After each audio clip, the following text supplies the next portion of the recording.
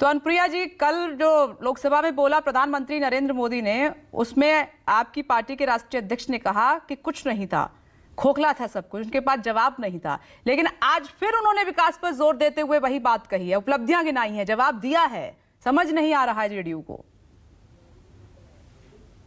विपनेश जी, प्रधानमंत्री मोदी जी के अगर भाषण को हम सुने, उन्होंने बहुत चीखते हुए कहा कि हम अकेले भारी हैं। ठीक है, ठीक कहा उन्होंने, बहुत भारी है। उस गरीब के थाली पे भारी है, उस युवा के बेरोजगारी पे भारी है, वो महंगाई देश पे जो उस पे भारी है ये सरकार।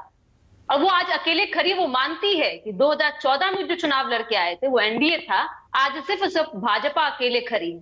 क्योंकि इनकी जो नीति रही है, इनका जो लक्ष्य रहा है, देश को लूटो। मोदी जी कहे कि आज मैं चला हूं देश के लिए काम करने, नहीं, वो देश के लिए नहीं, अपने व्यवसायिक मित्रों के लिए चले।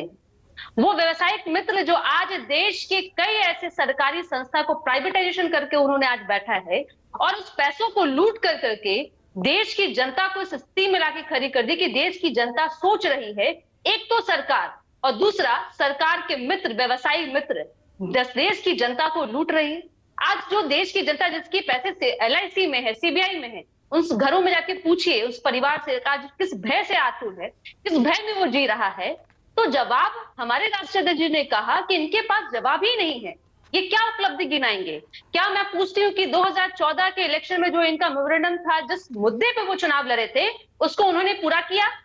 क्या उन्होंने रोजगार दिया? उन्होंने कहा था कि हर साल हम 2 करोड़ रोजगार देंगे, महंगाई हम दूर करेंगे। यह महंगाई दूर है कि हम 150 रुपए पेट्रोल खरीद रहे हैं?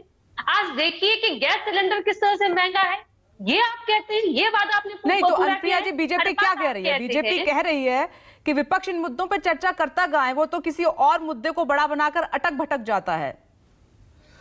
देखिए, देश में जिस तरह से भाजपा अपने अहंकार में चूर है, मैं बता दूं कि जिस अहंकार में है, ये इतिहास रहा है कि रावण का भी अहंकार नहीं रहा है। उसने सोने की लंका बनाई थी, लेकिन उस सोने की लंका को भी प्रभु श्री राम ने धराशायी किया था।